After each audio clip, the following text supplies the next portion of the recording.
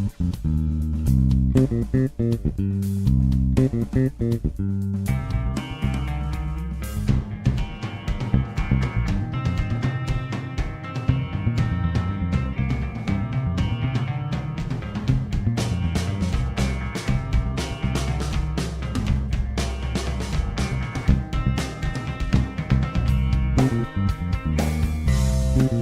and welcome to the Black Mind Podcast, episode 1. Oh, excuse me. Wow.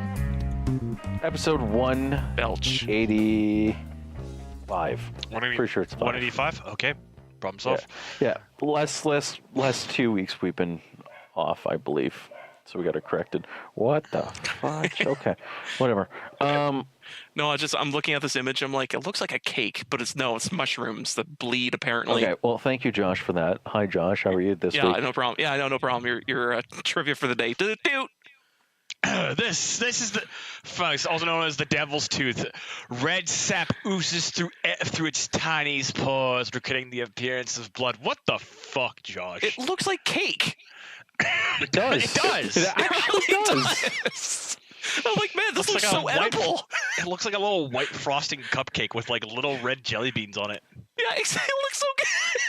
God damn. We need a sacrificial lamb in order to eat one of these things. No. Even though they might be poisonous. I'm like, man, this looks so good. It's one of those forbidden fruit guides or forbidden fruits that you're never supposed to eat. Yeah, pretty much. How are you, Allan, this week? Allan, I am good. Okay. You good? You had good. Nobody gonna ask how I am this week? Huh? Nobody's gonna ask how I am this week? Oh, how are you doing, Jeff?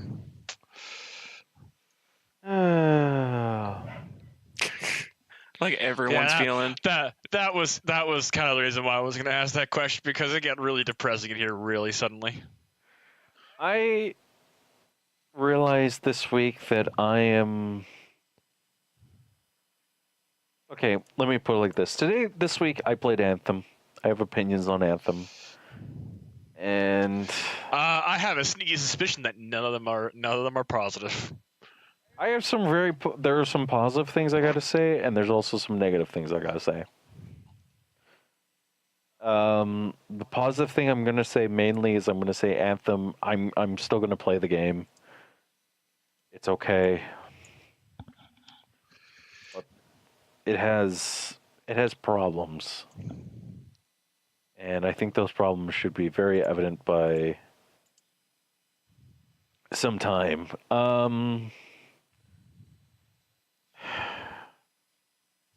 The game's disappointing. Wow.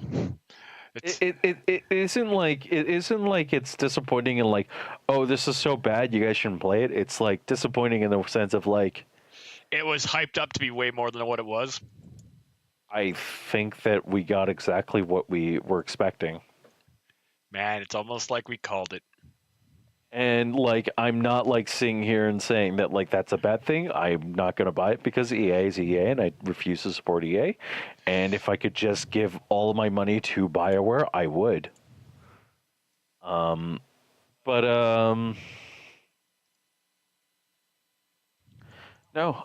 I think that this game might be the last game BioWare produces. Yep. And to summarize my opinions, the elites are way too, like, it feels like a game where basically it needs more balancing. Oh, remember, it's supposed to come out, what, next week? It needs more balancing geared towards making the guns far more powerful. I can't remember. Does it come out, like, later? It does come out later this week. Later this week. That's just okay. That's a patch. Yeah. That's a patch. Okay. Well, here's the thing though. If you're saying that the balancing needs a bit more work, that's not just a patch. That's like 10 patches down the line with the way that BioWare like a does DLC balancing. update. Yeah. Yeah. Like, what I mean by that. And from what I saw of the videos of people playing it, is they were having troubles with like how the mechanics worked, how easy you were fucking put down in that game, and they had trouble with people connecting the game. And then I saw the release schedule for the game, and I was like, "Fuck you! I'm not buying this game." This Oh, yeah. this game Oh, no. this game was a tentative I might buy because I was like, if it's BioWare. BioWare is a company that I am prepared to like waive a lot of things for because it's BioWare. And yeah. it's one of those companies that I would be prepared to like fork up some money for because I trust their quality. Andromeda was only a little bit of a sting for me, but it's gonna happen from time to time. My personal opinion is that like the controls for flight seem, how should I put it, on PC not the best. And the response I got from a channel where everyone's a part of, I think that like everyone was like, yeah, just use a controller. And it's like, I don't want to use a controller. I prefer PC. If this game is being published on the PC, it should be able to use a mouse and keyboard, no problem. And like that's the thing, right? Is like for me, there are some exceptions to that rule, and one of the exceptions is if it's been ported over from Xbox or PS4, that you still need a controller. That's acceptable to me. But if it's on release with both consoles, it should be able to run with acceptable parameters of being like on mouse and keyboard. Well, like that's all I mean by that is basically what I mean by that is that like the controls are fine. Everything about it's fine. It's just flying. It doesn't snap back. So like you will do like a downward slope and you will go down and then you will continue going down. And then you have to manually move the mouse back. It just doesn't like gradually move you forward. Yeah. And it feels as if like the big thing that they pushed this game on, you only have it for like 30 seconds to a minute, maybe more. Yeah, I don't know, man. Whereas the versatility, I would have liked it more if it was like a lot more versatile, where like I could fly for 5 minutes, 10 minutes, 20 minutes. Just make the mobility far more nicer and stuff like that. That being said, I think the combat and gunplay are very well done. I think that all of the abilities feel very fun. Again, from what I've seen of the videos, the only complaint that I've heard about the combat is how fucking quick people go down. Oh yeah. Like it's from what I've seen it's just insane how fast people go down in that game. Oh yeah, it's really fast. Yeah. Like it's not good how quick. Like you will be stuck in a loop where basically you're like being locked out of like knocked into like a loop, and then the enemy will line up another shot and hit you. Now, compare that with Destiny, where the game is geared towards if you're getting a debuff, you can still shoot. Yeah. You can still fight back. But this game locks you in an animation, and then you can't really get away. The other major issue is that I feel as if like the gunplay, for what it's worth, I think that they need to balance it more towards guns and then abilities on top of that, or they need to increase the recharge rate on abilities, because it just feels like you're not doing enough DPS on like elite enemies specifically. Like bosses and stuff like that, it makes sense they would take like multiple mags.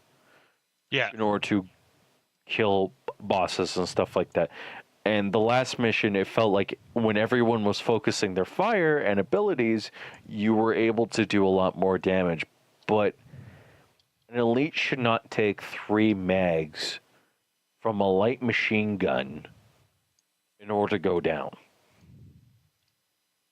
It's one of those situations of, oh man, how do we make this enemy tougher? Looking at it just feels bullets. Looking at the health points. Why don't we just expand this a bit more? No. Yeah, like it feels like one of those things where it's like, how do we make this enemy tougher? Well, we can give it more damage and give it an AI effect, or we can just increase its health points and then call it done. Like, it's such a cheap alternative. And it's fine, but the enemy feels like a bullet sponge. Yeah, that's the thing. Every time people always complain about bullet sponges and Kevlar sweaters. Like, and it's not like Doom where it's like you have an instant kill weapon that you have 2 instant kill weapons that you can use at any time. But like it's more of like you have to whittle these guys down. You have to focus fire. You have to work as a team. And it's just ineffective at a certain point. And it just doesn't make sense anymore of like why am I shooting this gun? Like it's just going to why am I even using this gun? Yeah. Now I want to also add, I actually played this today over at a friend's house. Oh yeah. I only played a mission. I didn't really in depth play it, but I played one of the bigger warframes. Oh yeah. The bigger warframe in the game. I mean, Javelin. You mean the video card robot? I think so. The one that has a shield, and it's like a giant, like basically the tank version. Oh yeah. So I played that one, and everything that you're describing, I would actively say, yeah. It just kind of. Another thing that didn't help was I was also playing on hard difficulty, which is not the best because I'm still trying to figure out my way around in the freaking levels of the game / trying to figure out how the buttons work. And the best part is that like I can see like everyone sits there and goes like, well, this is Warframe. This feels like Warframe. No, Warframe has like miles and miles ahead of most of this game. Yeah. Oh, it's so much better. Like it's way more MMO. It's like I can play it on my Switch. It's fun. And it's good. Like I don't hate it. I don't hate the game. Yeah. In this game, I'm sitting there and I'm just like, I could be playing Destiny right now. Like that was the entire thought process I had. Was like I could be playing Destiny right now. And it's just like, it's not even like an Anthem problem. It's a me problem because it's like I can see what they're trying to do and I just don't think that they're there yet. So you like wait a year. I would say that I would be more interested in Anthem if they gave it more. I'll just outright say it. I would be more interested in Anthem if like they didn't outright have 3 Destiny classes and added in a 4th general class. I would be more interested in Anthem if it didn't feel like it was taking features from an Iron Man RPG. And like it nails everything it nails everything that they wanted to do. It's very good. It's strong. It's a good game. But it's like I would be more interested in that game if it wasn't so close to Destiny. And if it nailed those things where it's like I should have a shotgun and the shotgun should be able to one-shot most elites. Or at least take 2 shots to the head, and it should just do it. It should just kill them. The balance towards abilities is way too high. The verticality in the combat is really good and makes the game fun. The verticality is the thing that's saving that game right now, in my opinion. Because it's the combat. Again, like the ability to maneuver and like position like through height difference and range is like a big thing for shooters. But again, from what I've watched and seen, it's getting fucking kicked in the fucking shin and just dropping is just not what I'd want. Peter Griffin javelin. Basically. I just think that, like, personally speaking, I just think that, like, you could make a better game that is single player and then have the multiplayer be optional. And, like, you could do it just feels like this game wanted to be a Diablo game. And the verticality, yeah, you're absolutely right. It is what's saving that game. But it's not enough when you can't have when your abilities are doing 90% of the damage, and they're not like this unique thing that you can just fall back on. And that's just me saying that. That's like, it's my personal opinion, but it's like an elite shouldn't take, and I keep going back to this, an elite should not take thousands of bullets from a gun to take down. Mm-hmm. I understand the bosses taking loads and loads of power in order to take down and dealing high amounts of damage, but it just felt as if, like, the game is more geared towards using abilities constantly, and the utility of the other guns is more of like a necessary use, but not absolutely important. So It is a like, necessary evil, basically. yeah, and it doesn't matter because EA just fucked over the game anyways, because they have done this twice now with two of their biggest franchises. They sat there and they go, hey, how can we mess this up? Oh, I know. Let's make a bullshit release schedule and release it in this convoluted manner that won't work for anyone. Let's post on Twitter that the separate hardware revision, different ways you could play the game, and all these different methods and all these different console methods you could play, and all this junk, and then with Devolver Digital shooting back with, hey, our most recent game, you can just play it on the PC. What game is this? What game is this? I want to give them money. I think it was for Ape Out. Okay. Hold on, I'll look up the Devolver Digital on Twitter again, because the post they did was pretty funny. This is ridiculous. Like, I'm gonna read this out to you guys, okay? Oh, it's a fan demo name. access. Yeah, I'm gonna read this out. Ways to play Anthem, okay? Demo access on February 1st. Everyone gets that. Early access, full game on February 15th, 2019. Only Origin Access Premier members get that. Play the first trial 10 hours on February 15th. Early EA access on Xbox One and Origin Access Basic on PC get that. Standard pre-order. Everyone gets the full game on the 22nd. Like, I understand what you're doing. I get it.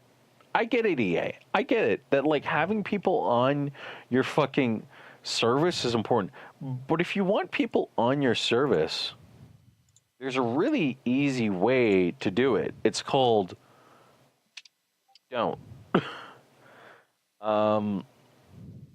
It's called, like, make it simple and make it easy for me to wrap my head around.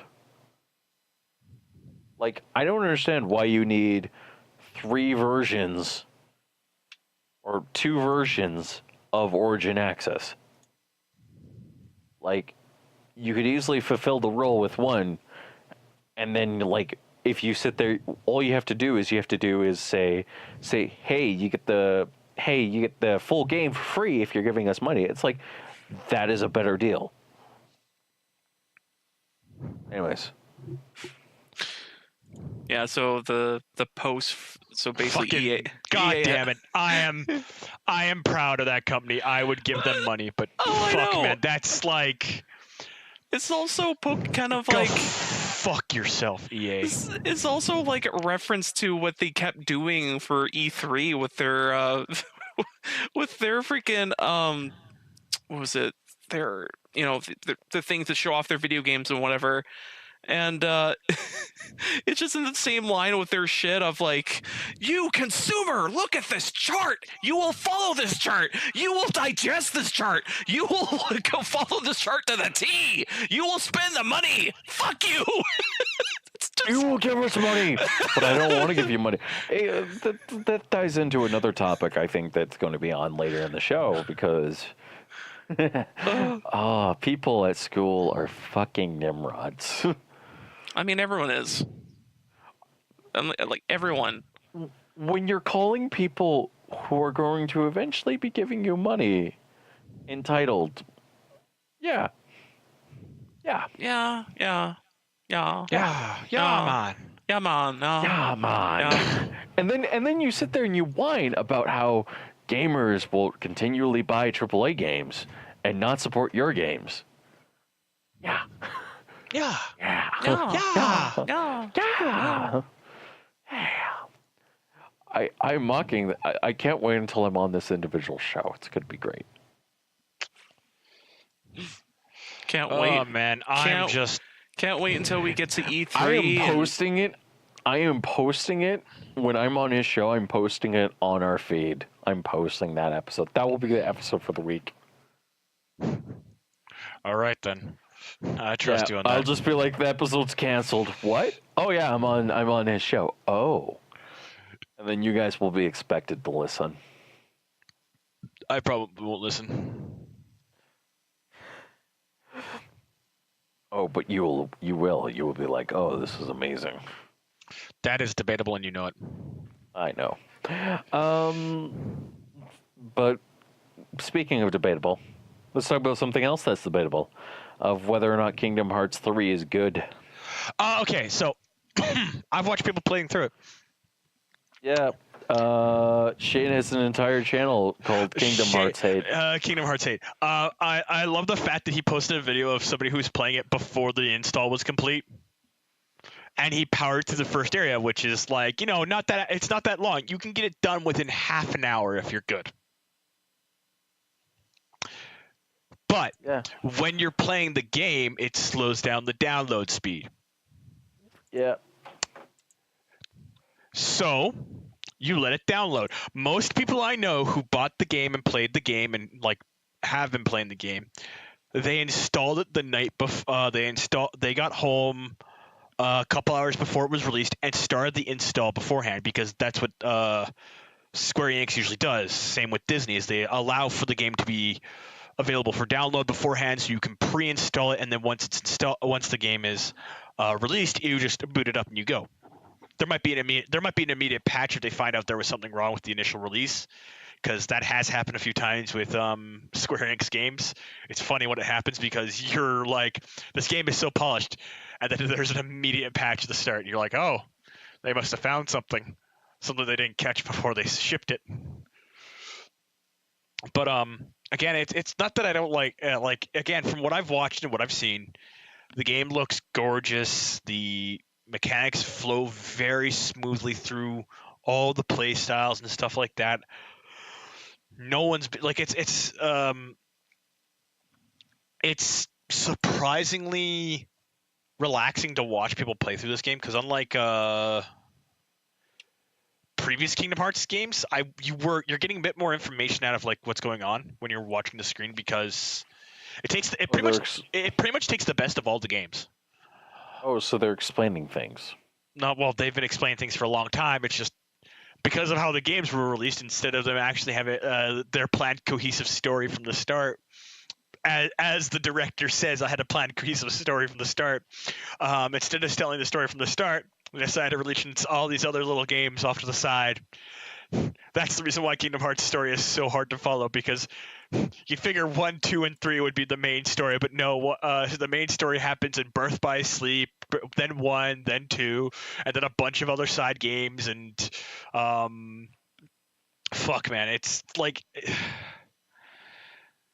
It's just even I will freely admit, even though I understand what's going on in the game and what's happening and all this stuff because for the past like 2 months, I've been bombarded with Kingdom Hearts news and like lore and information for the I've past seen it.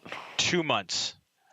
And I'm not even a bad because it's not a bad. Again, it has a pretty interesting story behind it if you actually can follow it or you're prepared to sit down and actually follow it. But I will note that the reason why again the reason why Kingdom Hearts story is so weird and so confusing is because of how the release order of the games went and how the fact that a lot of people didn't play all the little games because they're like, oh, they're little side adventures, they're not important. But every game in the Kingdom Hearts game game series is important. Even the mobile game is important. It feels as if that they're just like shoving, like just doing stupid things. Like they're just being dumb. I want to say that. This is just going crazy. This is Square Enix we're talking about. Yeah. Like when Square Enix writes a good story, and I actually suspect that they have written a good story for Kingdom Hearts 3, and I'm hoping the group that I'm watching play through Kingdom Hearts 3 actually keeps playing Kingdom Hearts 3. Because right now they got to the second world of the game. No, third world of the game, and they were like, yeah, no, we totally want to keep playing, but it's just like we're talking over the cutscene, guys, and like we're really bored. And because again, none of them are like big Kingdom Hearts fans. They're just like, yeah, it's a big release. We're gonna play it. We're gonna live stream and play it. And I'm like, that's fair. That'll draw in the crowd and that'll get like revenue flowing and stuff like that. But I don't blame them for not playing it. So either they're gonna keep playing it, or I'm gonna go to another like group that plays it and watch them. And from what I've seen of the game, like the first 3 hours basically is your tutorial. It shows you all the little mini games. It shows you how to level up. It shows you how like to do important skills and stuff like that. It's great. And again, from what I've seen, it runs smoothly. There's no like huge jitters. Mind you, you get a little bit lost because of how like the levels are laid out. Because again, it's a JRPG third person point of view that isn't pulled back a bit more. If it was pulled back a little bit more, you'd probably be able to get away with like the vision, but then you'd suffer in combat. And what I've seen of combat, oh, it's so gorgeous. What'd you link here? Hentai King. What the fuck? Free your mind and embrace the culture. Oh my god, that's but yeah. No, it's I've again, as I said, I've been sitting down watching it and it's been fun. And honestly, I get why what's his name? Shane doesn't like it because I don't think that's kind of Shane's kind of game. I will explain why I don't like it. Oh. And this will be interesting to hear. I don't like it is because I watched. Okay. The reason I don't like it is because Kingdom Hearts is one of those games where it's just like I look at it and it doesn't make sense. Like you have a villain who is basically evil, and he is evil, and we know he's evil. And let me tell you how evil he is. Oh, he's evil. And then it turns out that the villain time traveled. And then it turns out the villain also what the villain did was he transferred his soul into one of his students because he could. Turns out the villain also created an evil version of a child, which now inhabits Sora's soul because reasons. Like it doesn't make sense. And then eventually like my brain can't handle it and I go, fuck it. I will play a different game like Resident Evil. Well, again, that's the thing is our villain is evil is a general, like you can say that about any game, man. Yes, but that's starting. I'm like, I'm with you up there. He's evil. Okay, cool. We'll kill him and life will be good. And then it's like, it just gets worse and more confusing and convoluted. And then it gets into stuff like, it It would be like if we were playing Chrono Blade, Trigger. no, one of the Chrono games. Hold on. Cross? It was for the game. Yeah, Chrono Cross or Chrono Xeno. You mean the game that is literally all about time travel? Yes, it would be like if we That played. has 27, I think like 27 different endings. Yes, I am talking about that game. That game makes more sense than Kingdom Hearts because it's not as long and it doesn't have 40 fucking games attached to the franchise.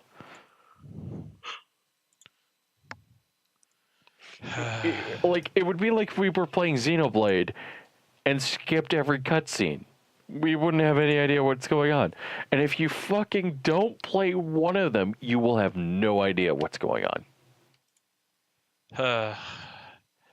Or be like, what the fuck is going on? I don't get this. But that's the thing though, is like, I don't disagree with you on the fact that like the main games, all the main games, and believe it or not, all the games are available on one console in two packages, in two $50 packages. Yep. So eventually I just go, fuck this. I'm playing Resident Evil 2, and I'm just going to go, fuck this. Do you not see what I'm doing? I do see what you're doing, but you're terrible at it. Yeah, well, I'm trying, and it's failing. But here's the thing, though, and I'm gonna actually like finish this point off real quick. Is the difference between I hate to break it to you, Resident Evil's fucking story gets fucking convoluted after Resident Evil 2. Oh yeah. So Well, that doesn't. So you don't get any ground to stand on if you're trying to segue into my other topic, because unfortunately, that's not how that works. Resident Evil has a bunch of soap opera bullshit behind it, and it's just like non-stop soap opera bullshit after 2. So, man, it gets really bad. However, I've been also watching people play through Resident Evil 2, and I've just got to the end of somebody playing through the Leon campaign. I don't know if they're going to do the Claire campaign. I kind of hope they do, but I don't blame them if they don't. But can I say my thing about this opinion? game? Go for it.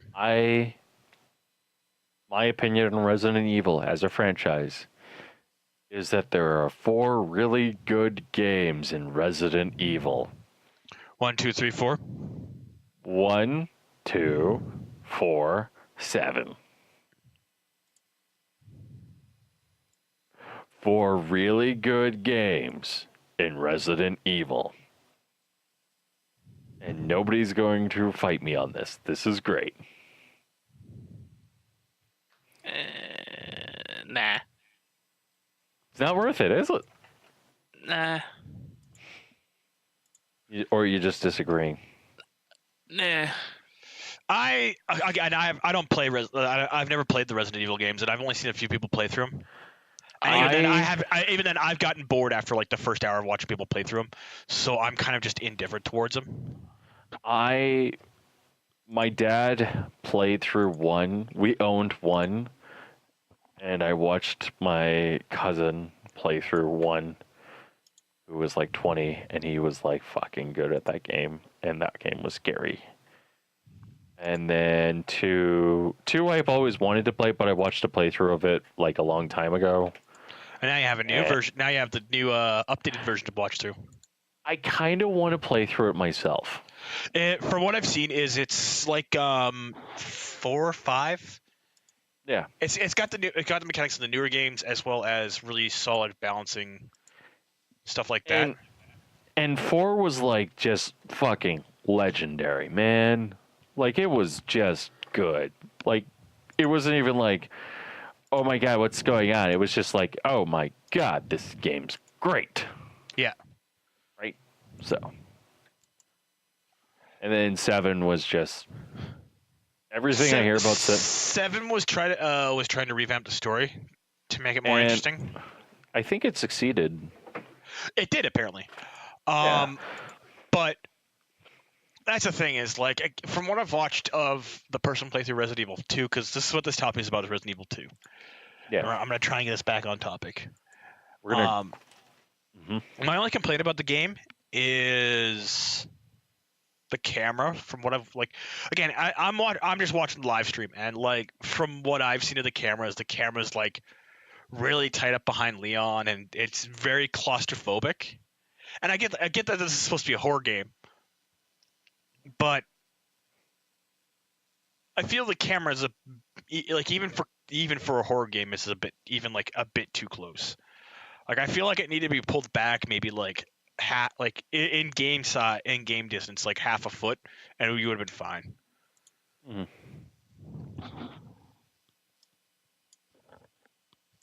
Well, no, I agree with you on that front. Like, I think that, like, Resident Evil has always been kind of, like, poor about that. Yeah. And, like, I think that it wasn't until they made the character an actual walking camera that the game was really bad. Yep. And, like, 1 and 2 have always been, like... Well, actually, no, I should say this. 2 has been, like, the game that's kind of been, like, weird. Weird in the sense of, like, the way that the game is in the universe and stuff like that, how people kind of perceive it. It's weird. It's just a weird game. And, like, yeah, that's just my opinion. Like, I really haven't watched anyone play it. It looks good. It looks like I would play it. It's scary. It looks clean. It looks fucking smooth. The atmosphere's solid. There are some things I complain about with the textures, but that's because like you're gonna see repetitive textures on stuff no matter what you do. Okay. Yeah, and like again, for the most part, the only problem I've ever had is like from what I've seen of the gameplay is the camera and some texture issues, as well as technically the recording of some things.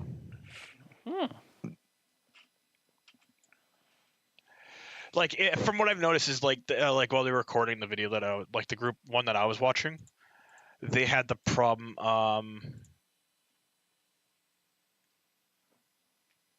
is mostly like the fact that it's just like unless you set up your controls correctly, because actually somebody pointed this out. Somebody changed their run animation run from something else to holding down B rather than clicking the stick and going forward, because if you suddenly if you have the thing down pressed and flick backwards, it spins you around. So you can it leads to a lot of like misclicks and stuff like that because your camera just suddenly. Right. Yeah, and that's the thing is. And that's what I like. I think that's like just a controller pathing problem. Nothing too serious. But again, that's why I'm not like super worried about like dumb things happening with the game. I think the game's gonna do fine in sales and in like reviews and stuff like that. Well, that's the thing. Is like Capcom's like taking the easy way out because they're like we don't have to ship games now. We can just ship old games and they'll make money. Well, no, you gotta remember that they completely reworked this game. Yeah. Like from the ground up, they completely redid it. Oh, did they? Yeah, like it's not the same camera angles. It's not the same. It's not the static camera angles where you walk into a room and you walk down the hall and stuff like that. It's like from over the shoulder camera angle, like as your character as like Leon walks down the hall, you follow behind him. Like it's a third person camera view now instead of being like a orthographic.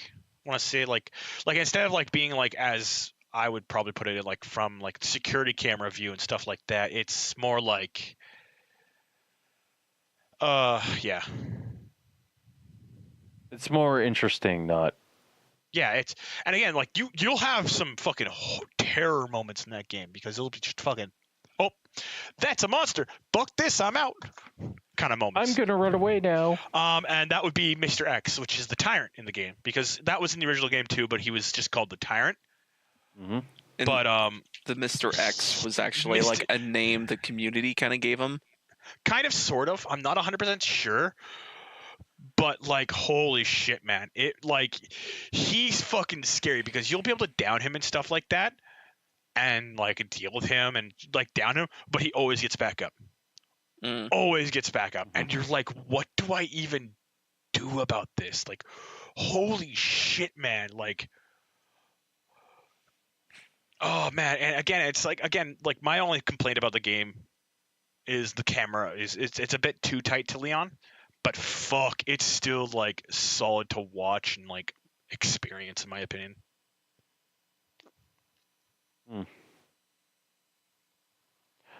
Yeah. So this is yeah. Like, I'm kind of excited. I am actually strongly recommending that people, if not buy the game, at least watch somebody play through it. Yeah, I'm just looking up Mr. X right now because I never knew that he was called Mr. X. Because I want to say that this, I think I've heard about this on a podcast somewhere. Then the reason why he was called Mr. X, because in other media, like comic books or some shit, he was called Mr. X there. But in the video game, he wasn't really given a name other than Tyrant, I think. So it just kind of looped itself back around to being called Mr. X in the re-release of the game. It's kind of the same scenario as the Emperor Palpatine from the original Star Wars series, because apparently Emperor Palpatine, you never knew his name in the movie, but the figurine came out and his name was called Emperor Palpatine on the fucking figure, so that's how we got his name. Yeah. Well, that's how some things happen. It's like a good example of the TIE Interceptor. The TIE Interceptor wasn't called. It was just called the TIE Fighter initially, and then a toy came out and it was like named, of course, TIE Interceptor. You're like, oh, okay. I'm not even mad.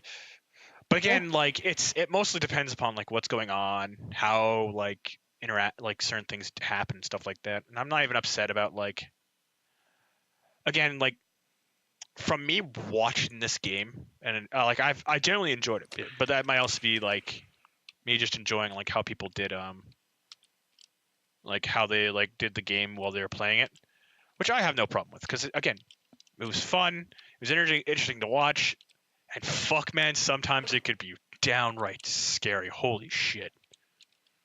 Yeah. Yeah, that game's franchise has always been really good.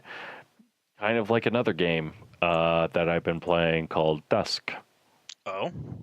And holy fuck, man. Holy fuck, that game is pretty fun. Basically, I told Josh about him. Josh basically equated it to Quake. Dusk, yes. It's just like more of the same of Quake, just different. Yeah. That's a very apt comparison. Because I've heard the same comparison over at Giant Bomb, and because what was this? Jeff was talking about it, and he's like, "Why wouldn't you just play Quake?" And it's like, well, that's the thing. People who play Quake kind of just want more Quake, but different. So this is different, but Quake. Like, there's nothing wrong for that. Like, it's like Jeff doesn't really understand that like not everyone wants the same crap over and over and over again. Yeah. That's fair. That's a fair criticism. Or something like this could have been a mod type of thing for like Quake, and I'm like, yeah, that could have worked out fine too. But it's like, if you have the resources to make something new and maybe something different and like better, like I don't know, better engine, let's say, then you could, and then, yeah, it'd be a lot better. Yeah, you're gonna make something that you want to make. This game is basically, how should I put it? It's a really good version of Quake, and you can wield 90% of the weapons, and thus I like it. And don't you have a weird trick button? Like you just flip the guns around for no reason? Oh yeah, you have R. If you push R, you can flip any of the weapons around for no reason. You just keep flipping them up in the air over and over. It's kind of funny. Pretty much. And like, I just end up feeling like that game is like, huh, Like, it feels fun. Everything about it is fun, but it just lacks like basic like. One of the things it really lacks is like you'll be playing it and you're like, man, I just want to listen to my own music, so I'll just like turn down the music and listen to what is it called, Eurobeats. It just feels just as good. So would you be Which drifting is around corners fair. and slicing people? Yep. And basically, yeah, like the music in it is really good. It's really fun. People should play it. And like it basically feels kind of like how should I talk about it? It feels kind of like they took Doom and mixed it with the greatest hits of Quake. That's really what fair. it feels like. Yeah. Yeah. Does it also have the kind of quasi confusing layout as most Quake would have? Oh yeah. I mean, it like, And seems like if you're going to make a Quake, you have to make it confusing. And if we're going to talk about Quake, like this is an interesting development. Somebody actually made RTX work on Quake. Oh, So really? yeah. So you like, they made an RTX game. They made Quake, but RTX. Oh, with the ray tracing crap? Yeah. Ah, interesting. Hmm. So does it look good? Yeah, it looks really good. Yeah, I know I saw a video game being made with ray tracing, that Kaleidoscope marble game. I'm sure you've seen a video of it. Yeah. Because as you're trying to move your marble to the checkpoint, like the map constantly changes in real time with the ray tracing, and the map, of course, it's using the ray tracing stuff as its map layout, so it's kind of hard on the CPU. But at the same time, it's like it looks real good, and then the map is constantly flowing and changing without any slowdown or anything any slowdown. So it's like, oh, this looks pretty awesome, and it's kind of awesome tech if you use it the right way. Yeah. It is. How should I say this? You know that game that everyone was like fawning over, Octopath. Oh yes, It looks no, Octopath. Octopath Traveler. Okay. Octopath Traveler. Yes, the game that everyone should buy and play because Octopath is good. I have spoken. Yeah, that game, like, it looks very close to Octopath. And like it occupies the same pathway in my brain where it's like, this looks really beautiful and gorgeous and I love it. And then like I'm like actually like looking at it, I'm like, yeah, I would play like 20 hours of this game nonstop because it just looks that good. And then this like eventually like my brain just stops caring, basically. That's fair. Yeah. Yeah, like more people should play Dusk. Dusk's pretty good. Do we want to talk about? It's on Steam, you said? Yes. It's like $30. Dusk. Yeah. Dusk was released back on December 10th. I'm making sure that's the right game. Oh, look! It looks like the old Quake too. Like it's old Quake style. Oh yeah, like the graphics are on purposely shitty. Very No. I'm not even mad. That's actually that's pretty solid. Yeah, I might have to look into playing this. Yep. You can dual wield shotguns. Oh, that sounds broken. It's not. It's really not. No, if anything, you go, oh yeah, I can maybe fire back a bit more. Oh no. Oh no. Oh no. Oh no. So hey, Josh. Uh-huh. How was Magic this week? Oh, it's interesting. It's slowly slipping, sliding all over the place, and freaking. I would say now the meta for playing draft is you want Riot. You want Riot as hard as you can, or you're the lucky motherfucker who got the rare. Oh, what is it called? It's a 4-drop that acts like. Fuck, I can't find it. It must be super cheap, but it's basically an enchantment that causes all creatures the opponent has -1/-1, and all your creatures have +1/+1, plus some other dumb bullshit. And it's like, yeah, put that on the field. If you have 2, you're godlike. Nothing can kill you.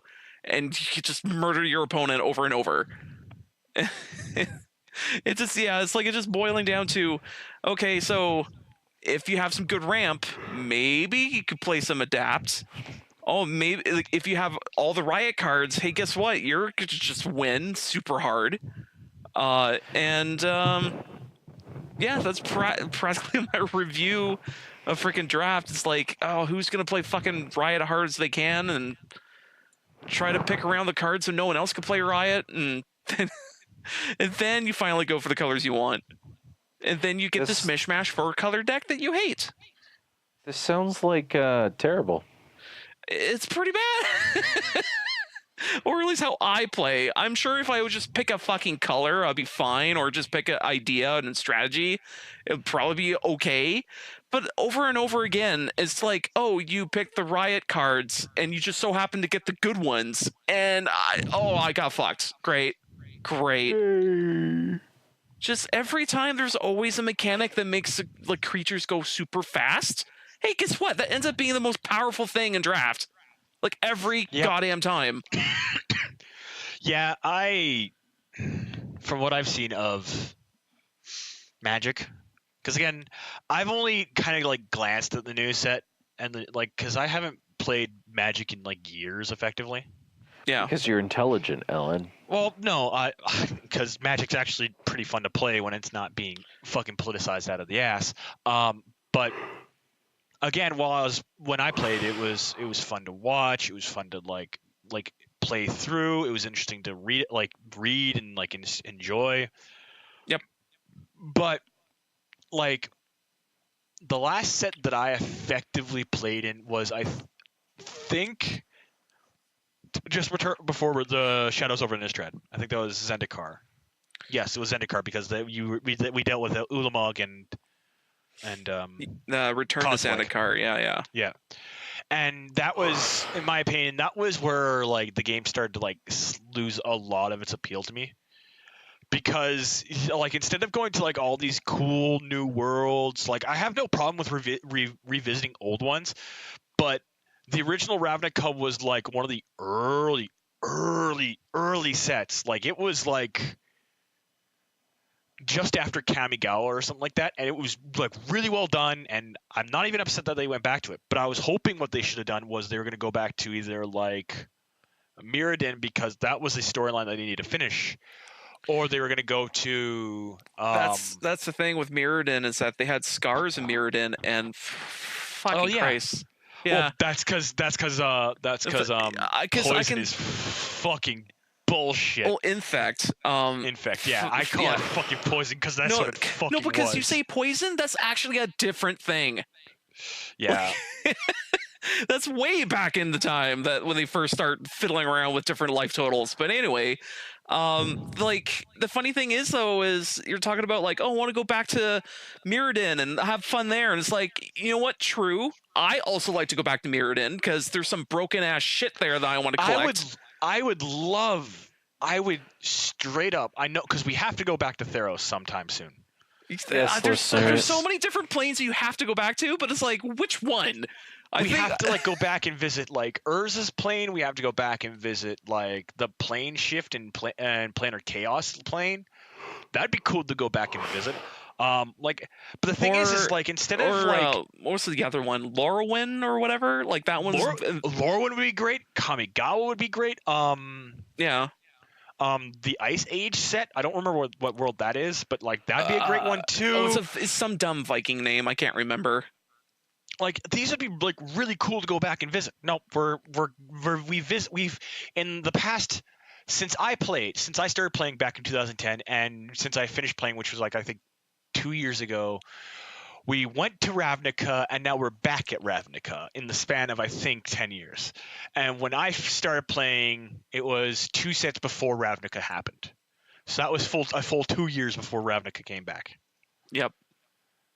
I'm surprised at how.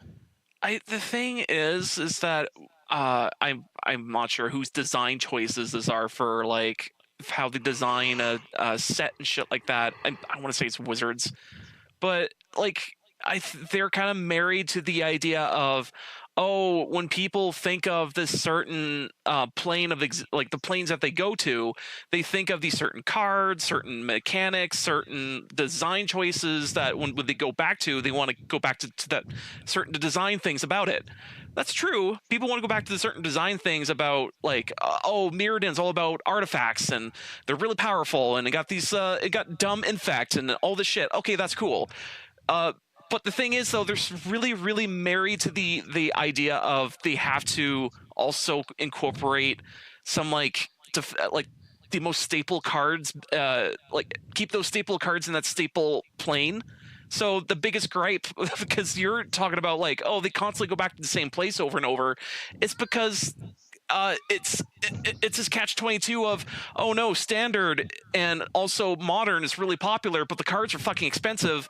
Oh, we have to go back to this plane where those cards exist. Oh, but we're going back to that plane way too often. But modern really needs it. It's this freaking back and forth of like, could you print these cards in other planes? I'm sure they exist in other planes. I'm sure they do. Like, hey, you don't have to. Like frick. Like, I understand this is part of a guild thing, but like, come on. Josh, do you think that Magic really has another 20 years in it? Yes, I do. You know what? As long as it doesn't get fucking retarded. Because like the thing is, I don't think they're gonna. That's the thing. Even let's say the chaos scenario of it not existing tomorrow somehow, I don't think Magic's gonna go away anytime soon. Is this Magic's gonna exist because people still play with the old cards. Yeah, exactly. Like there's vintage and legacy. I don't see how at all. I don't see how at absolutely all that Magic is going to disappear within at least 20 years. Because I see what's happening. Another company would probably pick up the company like the rights to that game. And just make new expansions and just make money off that. Yeah, that's the thing. It's like it's too big of an IP to fail almost at this point. It's like someone else is gonna pick up the ball and run with it. It's coming down to the point of like there's certain design, like their choices and things, and how they're just refusing to talk to their user base, just saying like, hey, we're going to be a little more transparent and talk about how, I don't know, like their recent, like how they're pulling back on coverage on certain like big higher events that you go to tournaments for. They're pulling back their coverage, and it's like, well, then no, if you're pulling back your coverage and not covering these events, then the freaking outcome of that is freaking a friend of mine, he was planning on going to the event because there's coverage, and he's like, oh, maybe he's really good at Magic too, so it's like, oh, maybe I'll get on camera or whatever. And they heard that they pulled the coverage from the event. He's like, well, I don't care to go to the event anymore, which is kind of selfish.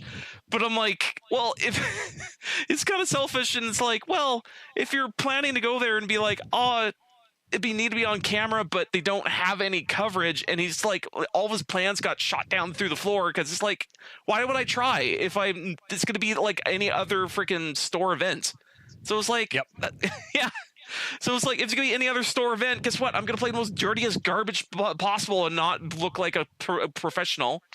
No, so what makes it really funny about the rule of like competitive play is like and this has been a recent problem that I've noticed, is that competitive tournaments are starting to have the problem of being basically store championships rather than like competitive, like high league, oh, you'll win X amount of money if you win kind of things. It's really, really not like actually like how it used to be, where it was like actual like winnings and stuff like that, because that's how people used to like again, I'm not saying that this is all, because this is what I've seen and what I've heard recently, is that they're feeling more and more like store championships from what I've heard. And again, I don't know, I wonder if there's something going on with Wizards or like the company that's producing the cards, or if Hasbro has something to do with this. I'm not 100% sure. That's the thing. Is like there's so many weird design choices and weird choices in general, to the point of like we just have crazy theories, and they're just not talking at all. Or even just to say no, that's not happening. Like not a single word. So it's like we can't help but speculate what the hell is going on because there's so many weird fuck ups all over the place. So it's like, what are you doing? Like Now I know what it feels like whenever when me and Allan talk politics. Yep. Yeah. Well, technically, this is kind of like gaming politics right now because, like, yeah, because I will admit, like, again, I haven't played Magic in a long time, so don't quote me on this. I might have my information wrong, and I've only heard of very few things recently, but I don't know what to say about like what's going on with the Magic community, about what's going on with their like prizing, about like what's going on with their tournaments and stuff like that. But at the same time, I'm not surprised considering that like they've been going through like problems after problems after problems for like the past like 2 years now. And it's starting to get to the point where like people are kind of getting fed up with it because like a good example, the card stock bends after like a week. People were actually like receiving packs of cards from a brand new set and they popped it open and they were already bent. Yeah, I was gonna say, like, dude, not even a week. Like, give it an hour, and it'll probably been. Yeah, and that's the thing is like Wizards used to always have Wizards used to have the best card stock. And here's another thing I recently found out. I mean, there is an excuse, which is actually pretty good because the card stock that they used to have doesn't exist anymore. You can't get it.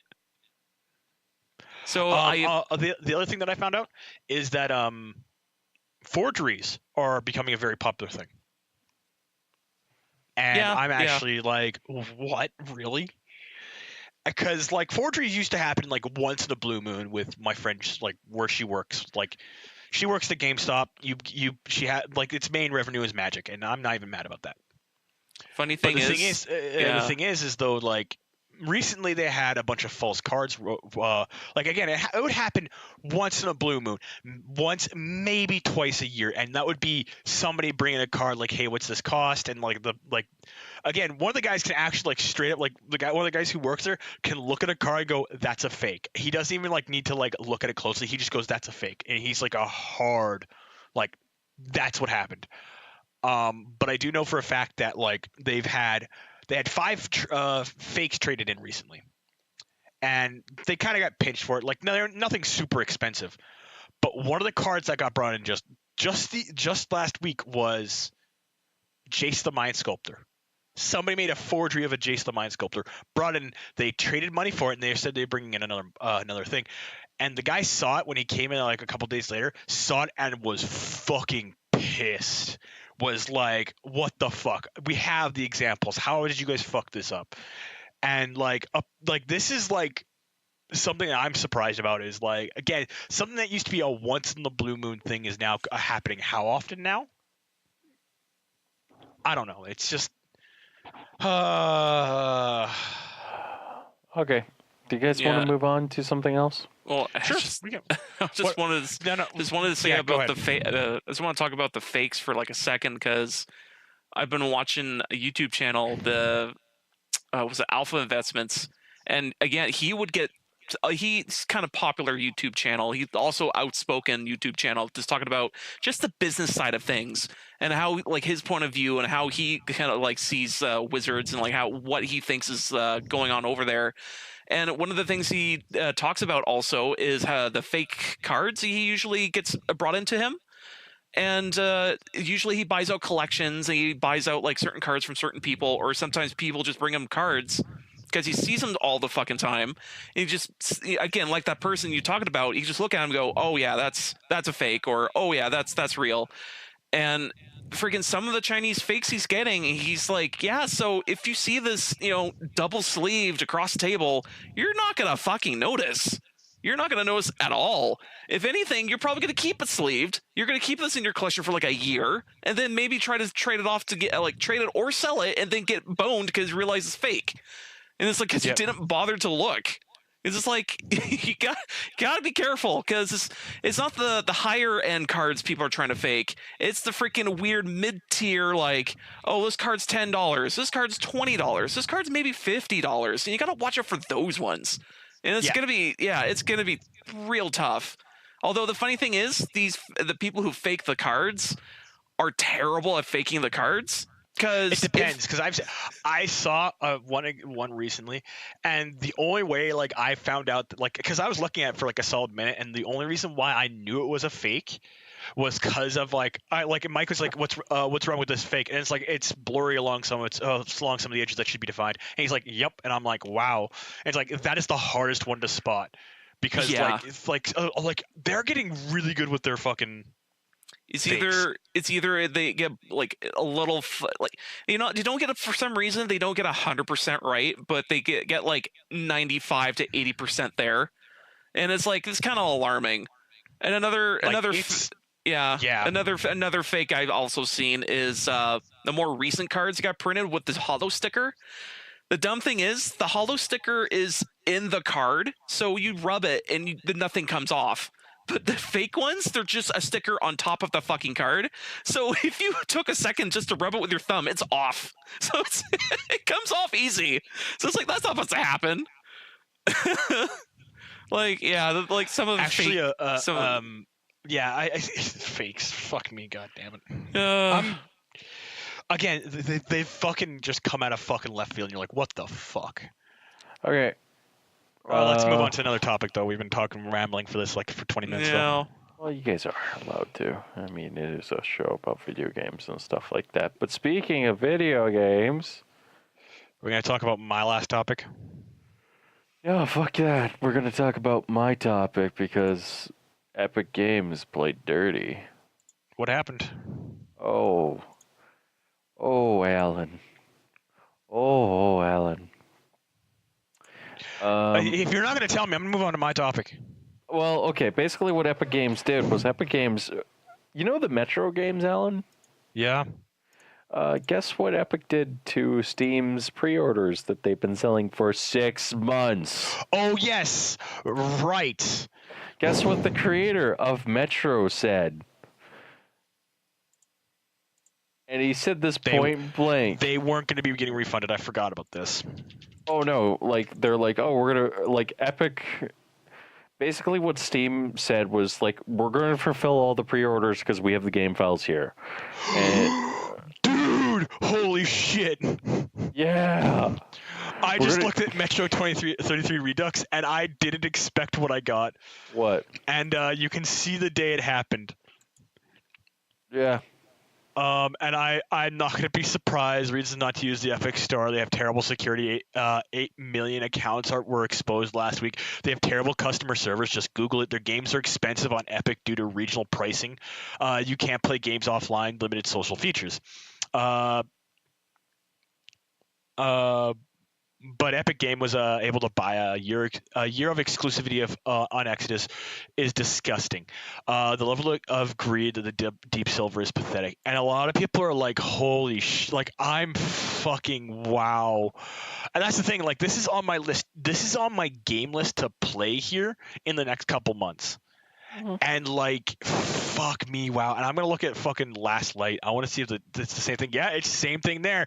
23% of the last 2,800 user reviews have been negative, and that's like, again, fuck me, wow.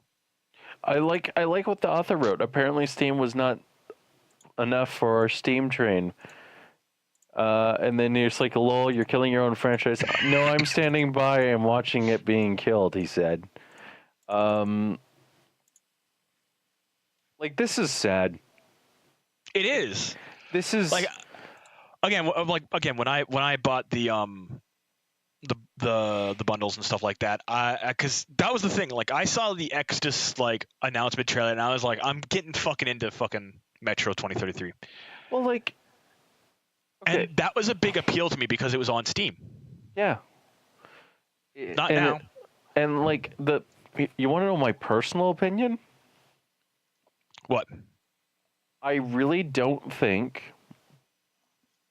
Epic did the right thing by doing what they did.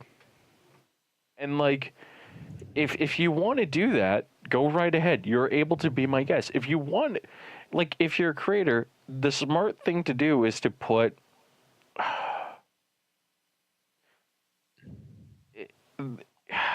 the best thing for you to do as a game designer is put your game everywhere. Like, I actually heard I get that I get the a feeling publisher. that I think I can't help but wonder if Epic Games fucking swung in and Well, like presented the contract in a way that it was like, yeah, it'll be on our platform and stuff like that, and presented it in a dishonest way. oh yeah, And then at the end of it all, when like the game was being like, yeah, we're about to release on Steam, it's like, no, you're not releasing on Steam. I actually genuinely wonder if like Epic Games did some like fucking dirty backroom dealing and just Well, like- didn't tell the publisher that was what happening. well, like basically what ended up happening was they basically, from what everyone assumes, is that the publisher swooped in and did this, and it wasn't THQ Nordic, it was Koch Media. Yeah, Like I wouldn't as be surprised. like what Josh was saying. Yes, I was saying that I've heard it was the publisher's fault for thinking this is a good idea, Mm-hmm. and not the developers, because you think, of course, again, the developers are usually the people who kind of have their head on straight and go like, no, this is, you kind of want your game everywhere. Usually. You kind of, yeah, usually. But then, like, I've been hearing, We all know that there are times when the fucking developer like, what the fuck were you thinking, dude? yeah. But at the same time, like, yeah, I've just been hearing things of like, it's apparently the publisher that kind of threw him under the bus, not necessarily the. Yeah, that would be yeah. And that's at the same time, I'm not at all upset about that. I do hope that they find a way to get out of it and put fucking Exodus back on Steam. But this happened a week before this game is released? Yeah. Yeah, that's the other dirty thing. 2033. Like, yeah. Yeah, I just need to see the release date because I want to confirm before I say anything. February 15th, so 2 weeks from now. 2 ways to play Warframe, free to play on the PC. Yeah, fucking damn, I'm not even mad. But the thing is like, again, this is 2 weeks before this game is released. This is gonna kill your game. Oh no, this has already killed the game. But like, what? You want to know what I'm excited about, Alan? What? The fact that Metro Exodus is now going to be officially released in 2020, and they just delayed the game. Did they just announce this? No, they delayed the game till 2020. Nobody is understanding the fact that it's coming out on an inferior platform, and it's just being delayed. It is on early access.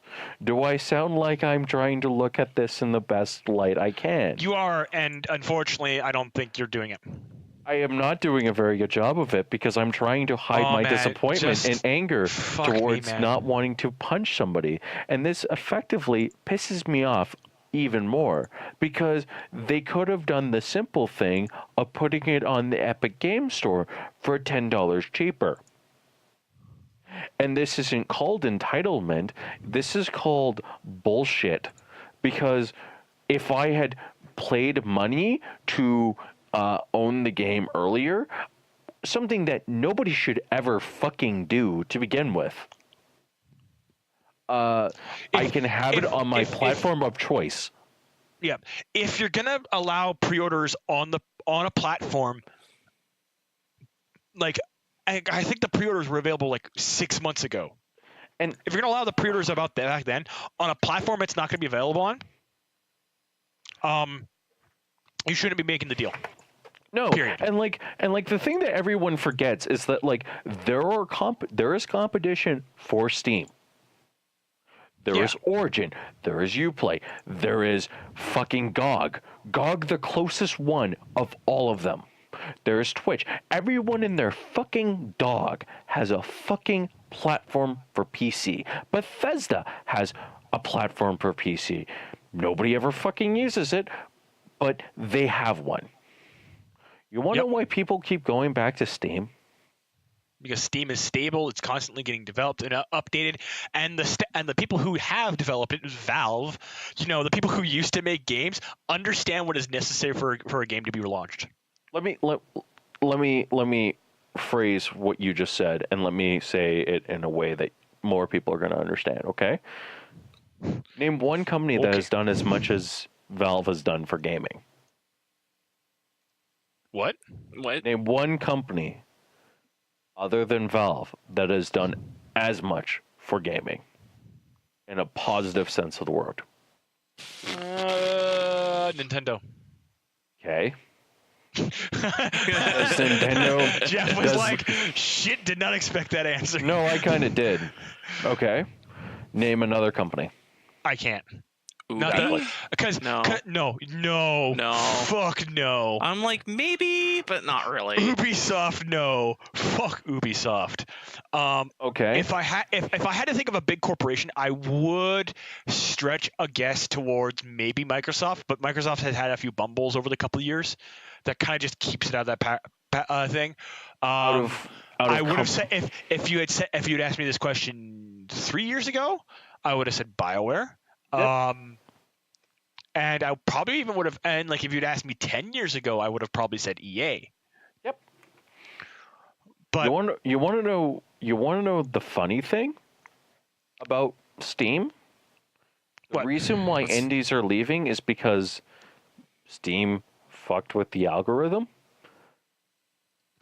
I don't think that's a good enough reason. But you want to know the reason why I am pissed off? Why? It's because they're sitting there and bitching about this constantly.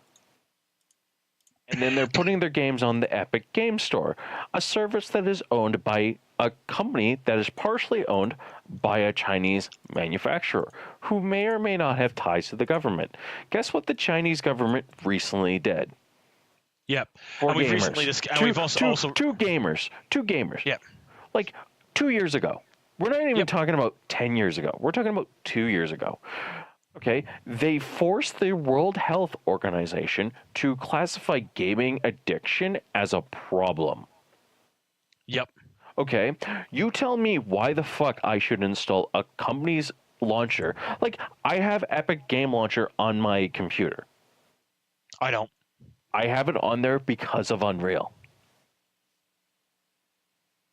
That is the only reason I have Epic Game Launcher on my computer, is because it's the only fucking way I can play around with Unreal. Yep. Okay? You tell me how much bullshit that is. An immense amount. Yeah, it's utterly ridiculous to me that like people don't understand that like I want Steam. I use Steam exclusively. I only use Battle.net because it's the only way to get Activision games right now and the only way to get Destiny 2. Games I enjoy. Okay? Largely enjoy, I might add. I put over 100 hours into Overwatch. Most of it was fun. Most of it. Up until the end. Where I was like, bullshit. Oh, fuck this bullshit. Then I put over like 60 hours into StarCraft 2. Like, I put time into these games. Yeah. And like, people don't understand that like my Origin account has like maybe 3 games. No, actually no, closer to 10 games on it. Yeah. My Origin account only has 1. And my Uplay account has like maybe 5 games on it. Mine has all of them I launched through Steam. Yeah. Like I don't even have the Bethesda launcher because I don't even want it. Like no, they're trying to break into a market that has like, and again, I don't agree with monopolies and stuff like that, because they are inherently bad for the economy and stuff like that, because you start price fixing and stuff like that. But you want to know the company Steam does need a competitor. Oh yeah, but no, that's obvious. All these companies are doing it the wrong way. Well, you want to know the reason why Steam is so good? Okay? Can you name another company that has supported Linux as much as Valve has? No. Nobody can. Okay? Okay, I've been thinking as of late, that computer I built that was basically just our server and stuff like that? Why don't I Yep. install Linux on it and then basically use it for, like, if we're going to a LAN event, we just have VMs? Hey, that's a great idea, Jeff. Yeah, and then we can have everyone working off of one machine. Yep. Fantastic. And that's the thing is that's how that works. But right? at the same time, for me,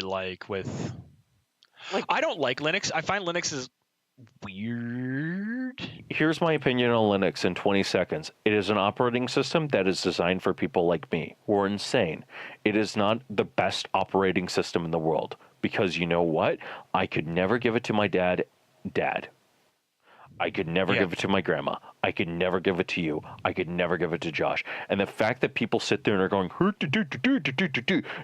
they don't realize that they're the 1%.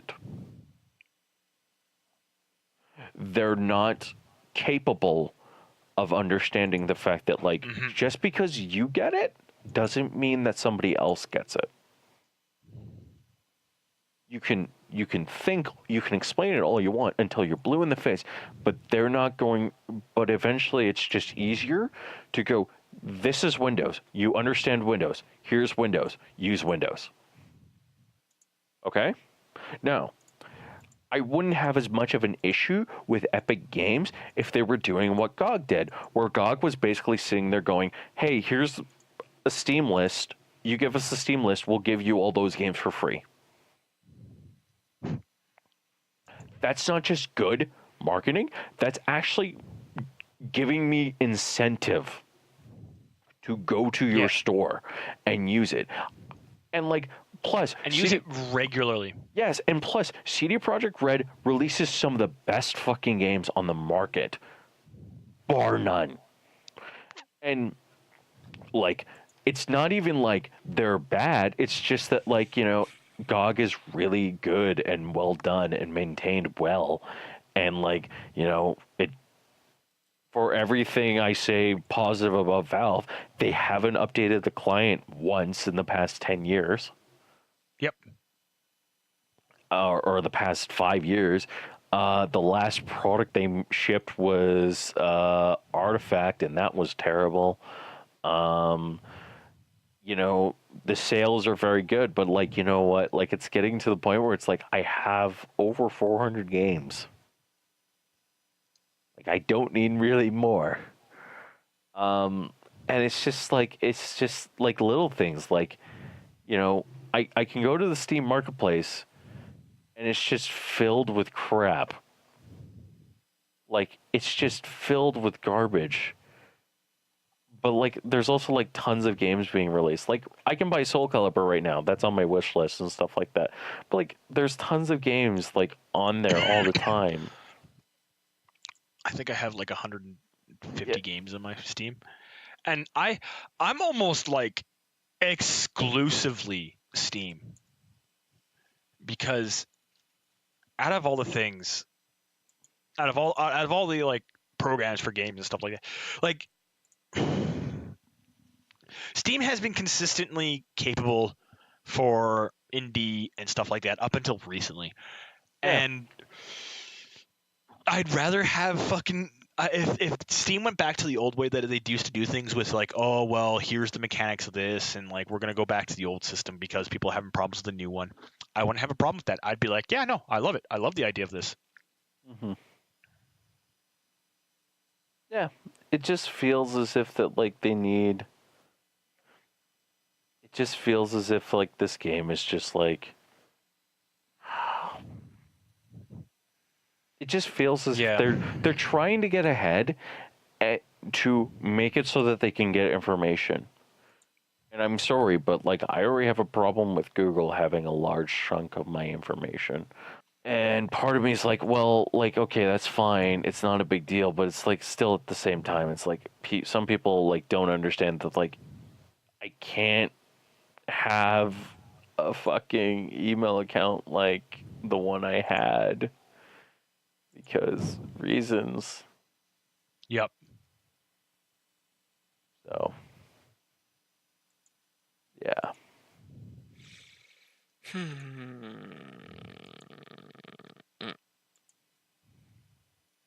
Anyways, does anyone else have a topic to talk about other than Allan? I have Ace Combat to talk about. Do you really want to talk about that?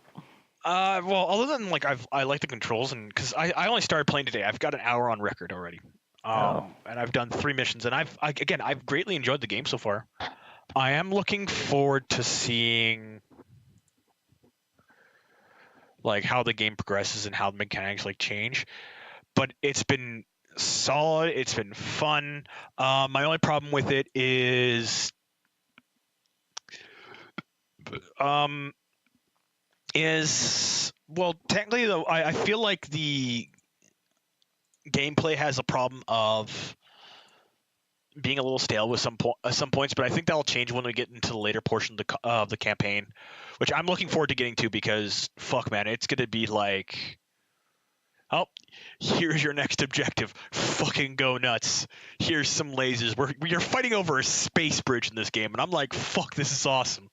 And I'm really excited to play this game because like I've been waiting for a new Ace Combat since Ace Combat Assault Horizon. But the only thing that makes me a little bit more bothered about this game is hey, so fun fact, this game has on the PS4 and the Xbox come with an additional game with them. This one doesn't. This one, unfortunately, decide to go up for like giving music player mode and season pass and stuff like that if you bought the deluxe edition, which is what I did. I was planning to buy the deluxe edition even when I first saw this game. But the thing is, the games that are coming with the Xbox and the PS4 versions are old games like Ace Combat 6 and what I've seen is everybody's favorite game ever is Ace Combat 5. Which is exclusive to the PS4. And I fucking hate it because I'm like, I want to play this game really badly. And I'm really tempted to buy a PS4 just to play the Ace Combat 5. And I know it's not worth it. Mm-hmm. Can I say something very quickly? Sure. There's a new Titanfall game on the horizon. Yeah, I heard. I don't know how I feel about it. Interesting. Like, it kind of fucking came out of nowhere. But yes, but maybe this time. No, Josh, you have to play Titanfall 2. Anyways, back to what you were saying, Allan. Yeah. Kick me back down. Mm-hmm. Like, personally, what I've seen about, like, again, for me, just playing, like, 3 missions so far, it's not just you shoot missile, it blows an aircraft out of the sky. You have to hit him a couple times, so it's got a little bit more, like, arcadey feels to it and stuff like that. And I have no problem with that.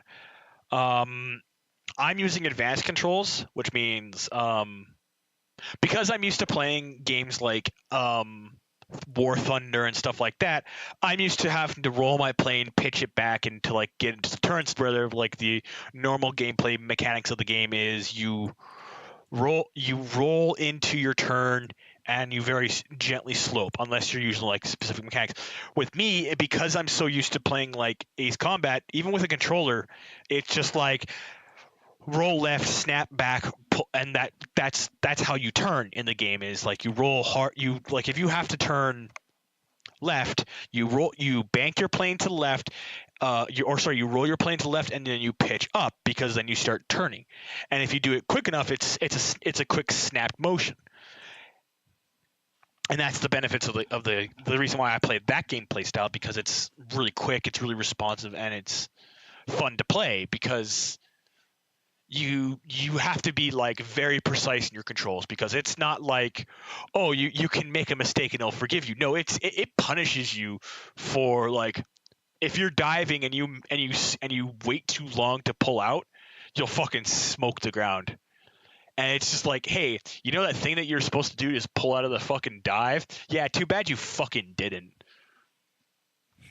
Go restart the mission, you dumb fuck. And it punishes you at times. Like, it can, like, the game can fucking hurt you. It's so fun. Yeah. I do remember playing one of the older, was it Ace Combat? I forget which number. I know I was playing on the PS2, and I was having a good time with it, and I was oddly engrossed with the story, even though the story was overly stupid. But the thing is, though, what I want to mention is the story with this game has talking about a princess for a country and like some sort of weird dystopian future, and like the future the internet doesn't work. And there's very specifically a scene where the princess is talking to some kids, and there's this JPEG dog that's just sitting right there. Does this game not make sense? I don't know what game you're thinking of. This is the new one. Oh. I haven't played that far, so like you're giving me information that I don't want. Oh, because I mean, once you get, it's literally nothing like spoiler-wise. There's literally nothing other than people freaking out. It's sounding a lot like spoilers, dude. You should probably stop. Seriously, all there is like girl talking to kids, and there's this dog that's off to her left. I will fucking move you. Like, you will be ejected into fucking high orbit. Stop talking. Fine. You failed to understand. I take my Ace Combat seriously, even if the game fucking story is fucking stupid. I still love it because I get to fly around in fucking jets at supersonic speeds, blowing other jets out of the sky with missiles, blowing up ships and tanks on the ground, flying supersonic speeds. I get to fly the A-10 Warthog. Dude, you don't understand how hyped I am for this game. And how, even though the story might be stupid and dumb, I'm still going to enjoy it because I have a question. I get to fly planes. I have a question. Can you fly an Avro Arrow? Avro Arrow? Can you fly an Avro Arrow? Do you not know what an Avro Arrow is? No. You're Canadian. No. What the fuck is wrong with you? Are you talking about the fucking arrow? Yes. The Avro Arrow. Oh, no, you can't fly that because that thing was was never fucking put into mainline production. You know what? This game is the most disappointing game ever made. And you know what makes it even fucking funnier? You can fly another Avro plane. Nope. It has some of the new experimental planes that are being tested in Germany, United States, and Russia in the game. But not. You got to remember the oldest plane we have in this game is the F-16. No, sorry, the MiG 21, which is I think a 70s plane. Alan, I think the Avro Arrow is in the superior flight sim. No, it isn't. Called Hawks. No, it isn't. Well, then every flight sim is terrible, and we need to make a flight sim. Well, that sounds like a lot of work for you. It does. You know what, Alan? It does. But you know what? Have fun, buddy. The fact that they don't have the Avro Arrow. With this bullshit. No, I understand you're not helping. I'm not asking for you to help me. I'm just saying that the fact that the Avro Arrow has been hyped up by Canadians so much because it was a good design plane for its time. It isn't a good design plane anymore because it fails to have maneuverability and consistency in thrust and power. On top of that, the system was designed for a gun platform, as in it had cannons for its main armament rather than missiles. So the plane is not good by our standards. However, at the time, it was a great design plane. Too bad we just didn't fund it. Too bad the conservative government killed it. No, too bad that the idea for funding a new plane, rather than just buying a plane that has been tried and tested in other countries, which actually makes it cheaper and easier to maintain because there's a lot more of them, rather than us building our own, which I don't agree with. But hey, whatever. Mm-hmm. You have to realize. We have to set up an entirely new supply chain, production line, and maintenance system for this aircraft that only we're going to use because even if we do sell it to other countries, they might use them for other things.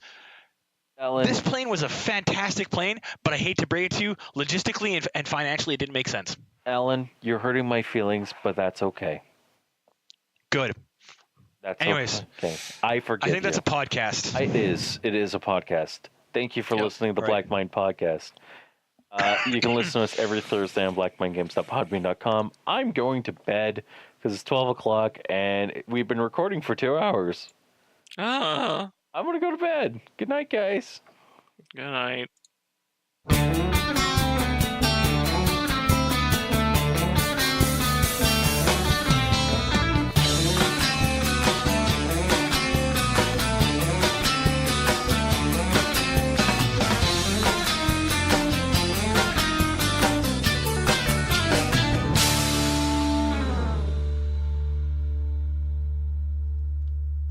Episode 185.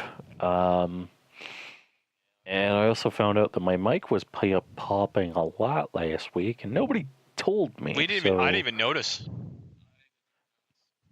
I know you guys didn't notice. I noticed it. You want to know how I noticed it? When you were Yeah. I need to get like a array for this thing. don't you mean a grill? No, I need to get like a new mic. I want to get a new mic for it.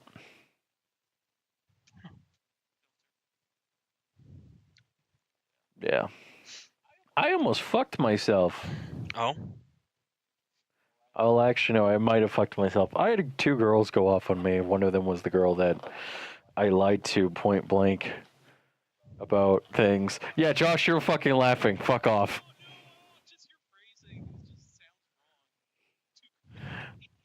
The 2 girls.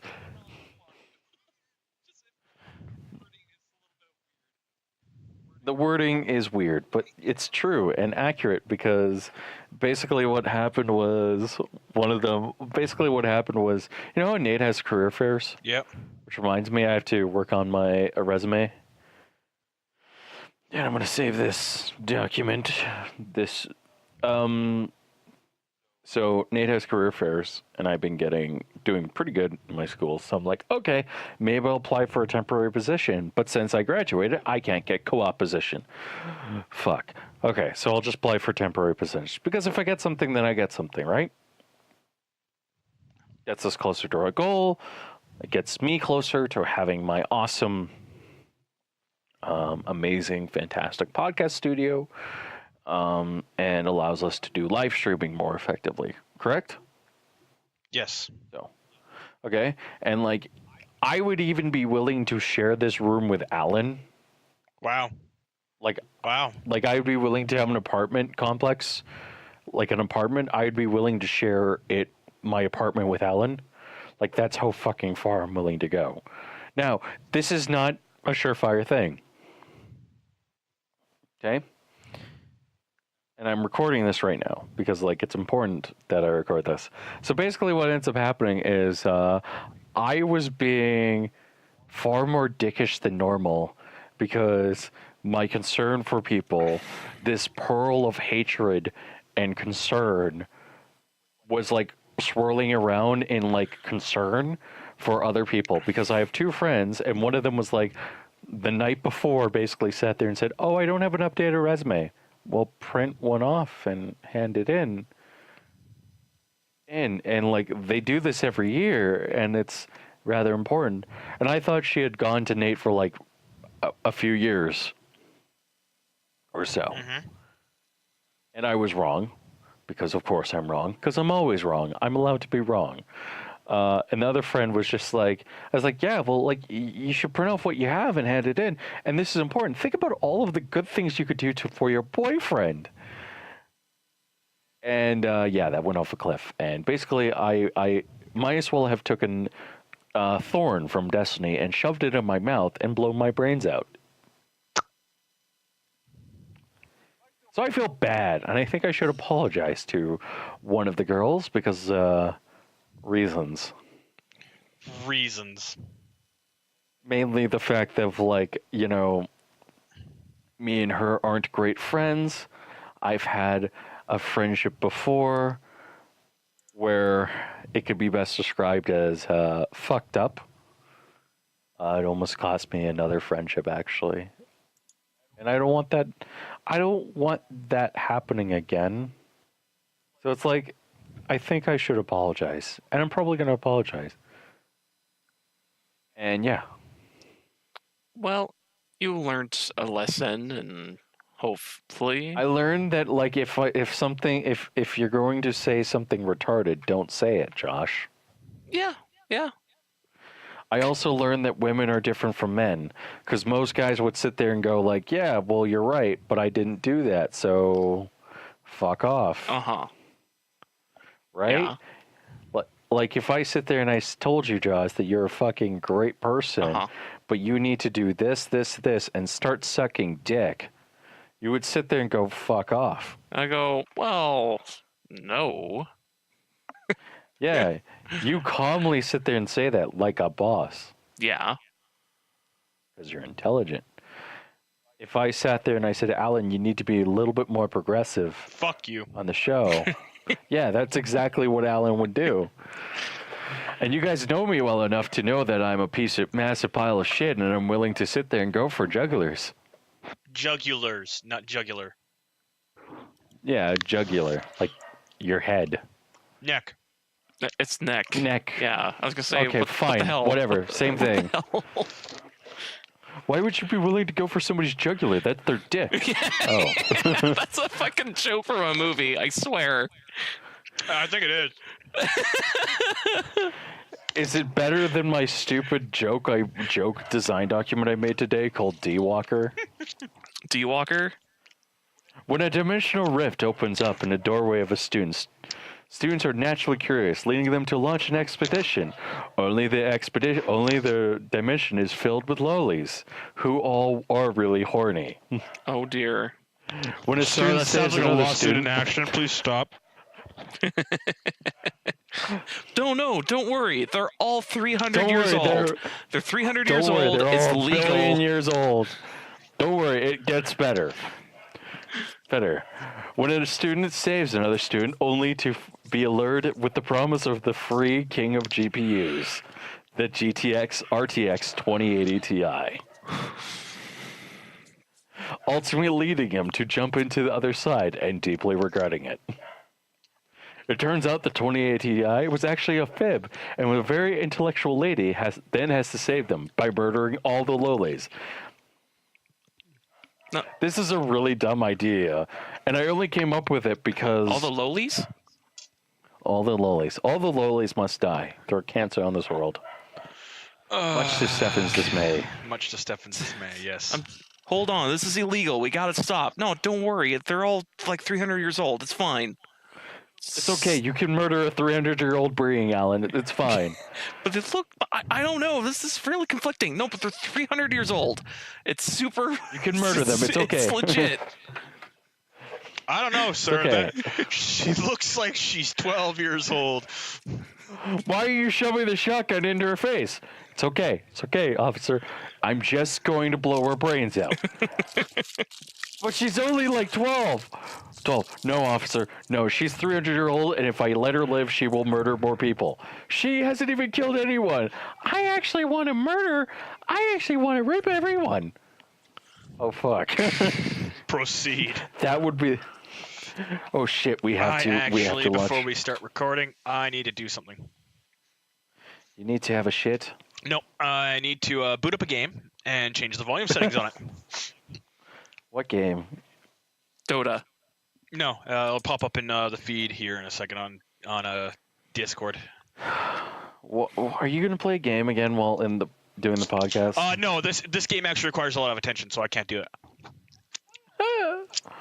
Success. So, Allan, how's your schooling been? Good. I've aced I've aced the 4 exams I've had so far. Good for you, piece of shit. Yay! Okay. I'm just sad because the last... I don't know. Just give me 1 second. I got like No! 100%. Shit. You're playing Anthem, aren't you? No, I'm not.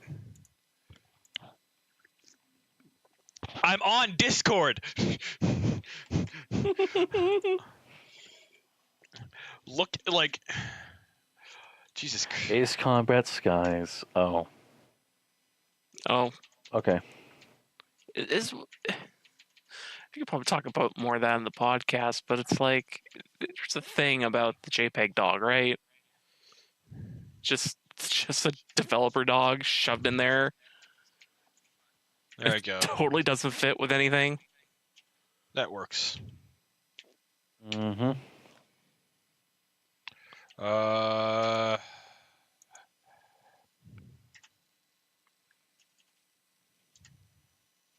Mm-hmm.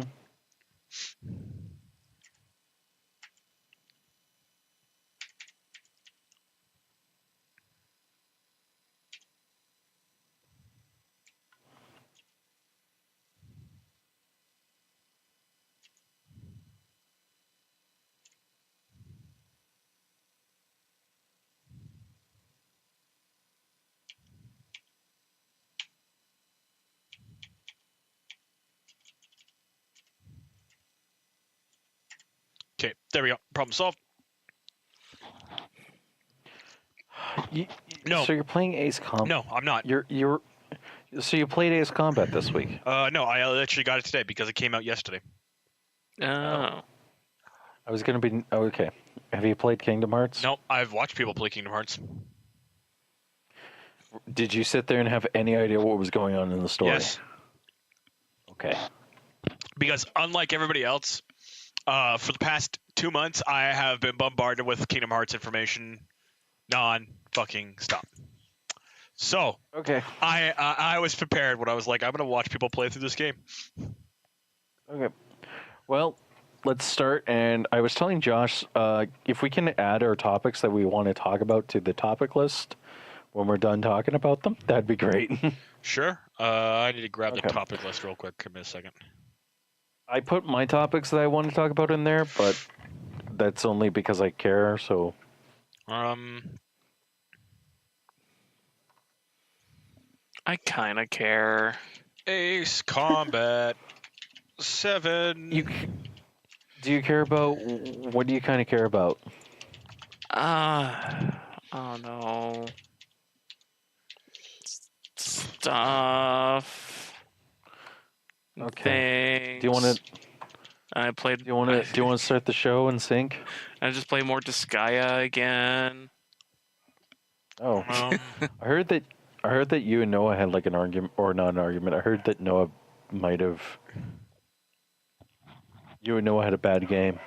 Fucking okay. So you know what? Good thing I'm recording this because I just want to get into that. That was fucking the last thing that. So we're playing a few games. Everything's going fine. Then the last game we were playing, make sure I get my terminology right. Things were going okay. It was kind of neck to. It was at first. It was like okay, we're feeling each other out. We're kind of doing our moves on the other opponent, waiting for our chance. Yeah, for our minions to show up and trying to move in and advance.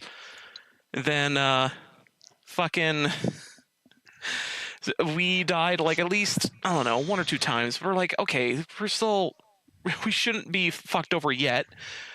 Like, but the thing that really fucked us over was we got jumped super early, like, and really hard, like within the first 5 minutes.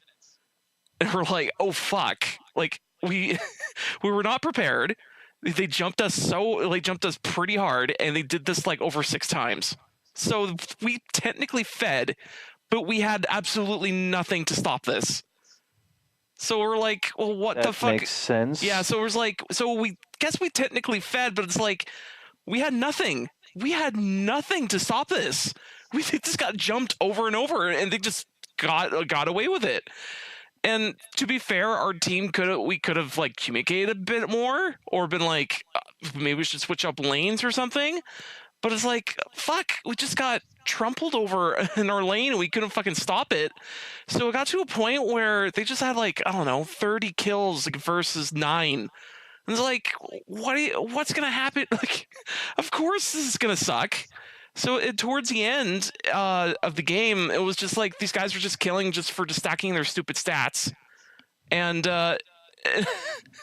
And the thing that didn't help was freaking Noah was, kind of fooling around in chat or in the conversation, and like I was like, sure, whatever, this game's not really that important because it seems like everything's going to shit.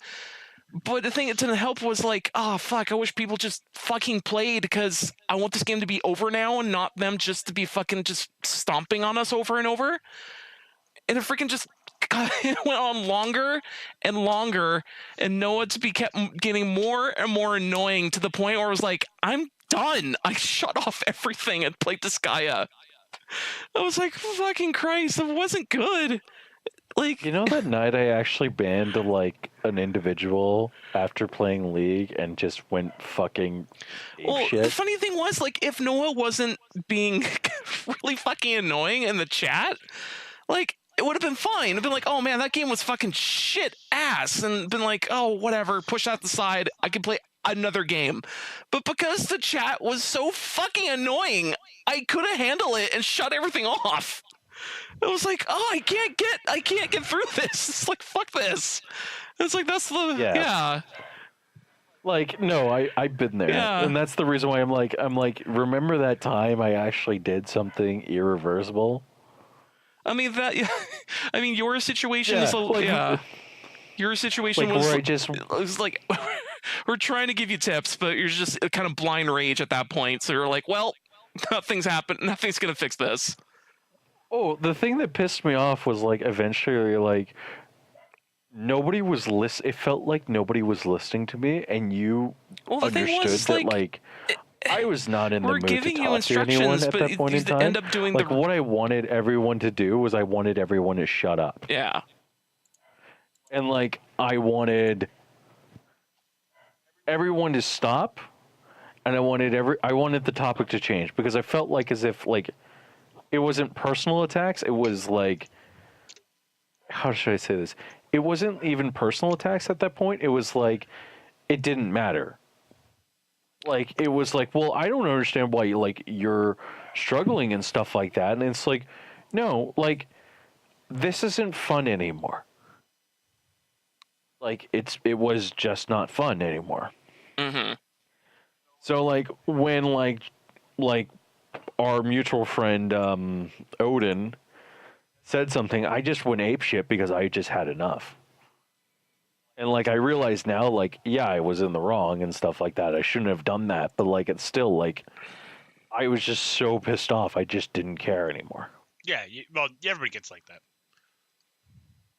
Well, and it really didn't help that, like, Noah's not the most sympathetic person to play games with. He gets to...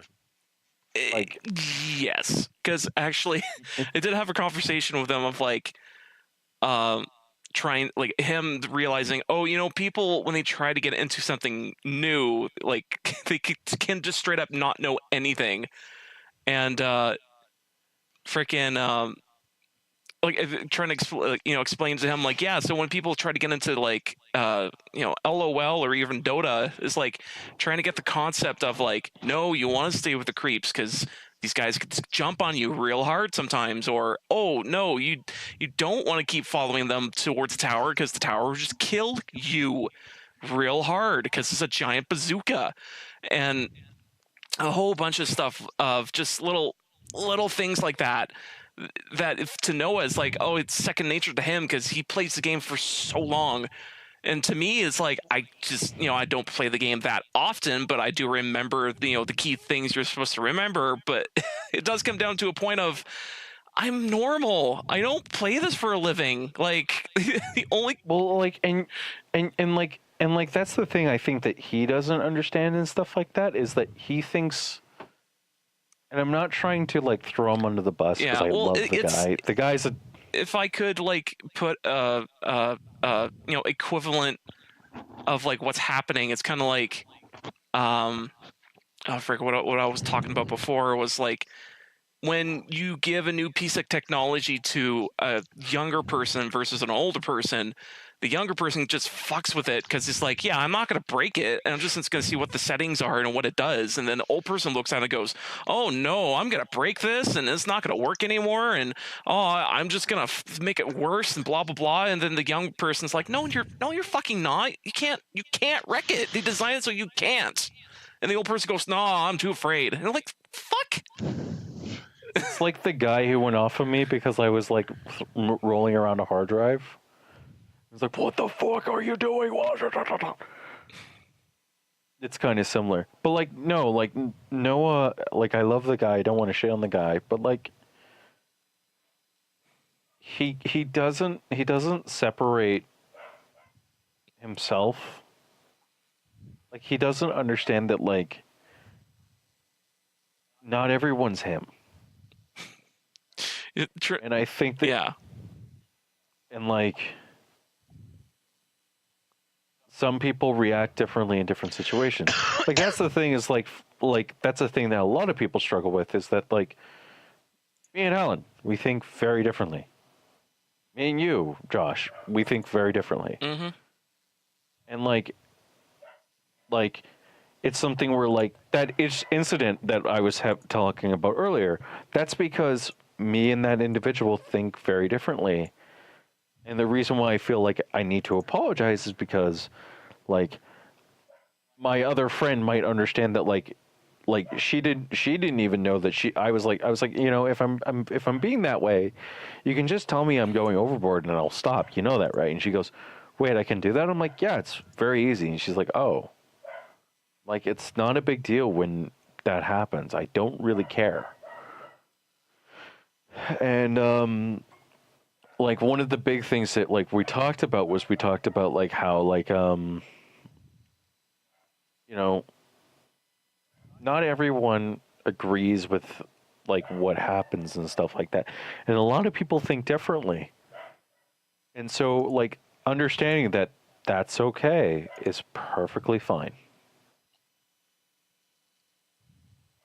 Okay? Mm-hmm. Oh, Okay. we should get synced and get this party started. Sync in 3, 2, 1.